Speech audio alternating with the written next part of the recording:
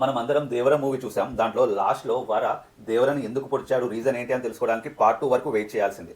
అయితే మనకి అండర్ వాటర్లో ఉన్న స్కెల్టన్స్ దాంట్లో ఒక మెయిన్ క్యారెక్టర్ ఉంది. అది ఎవరో నేను చెప్పే ముందు ఒకసారి వీడియో చూడండి. చాలా స్కెల్టన్స్ ఉన్నాయి, ఒక్క స్కెల్టన్ మాత్రం చాలా ఇంపార్టెంట్ వ్యక్తిది.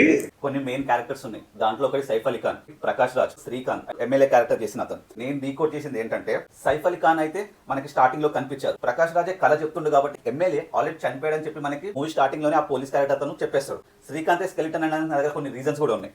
ఆయుధ పూజ జరిగినాక ఎవరైతే గెలుస్తారో వాళ్ళు ఆయుధాలన్నీ తీసుకొని వెళ్తారు. కానీ ఇప్పటి వరకు శ్రీకాంత్ వాళ్ళ ఊరికి తీసుకొని వెళ్ళలేదు. కానీ ఎప్పుడు తీసుకొని వెళ్ళారు?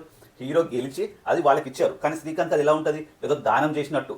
ఒకవేళ అతను నిజంగానే మంచి పర్సన్ అయ్యి ఉంటే దేవరం చంపుతామని తెలిసిన తర్వాత ఆ ప్లాన్ ని డైరెక్ట్ గా దేవరికి చెప్పేవాడు. కానీ సైఫ్ అలీ ఖాన్ దగ్గరికి వెళ్ళేవాడు కాదు.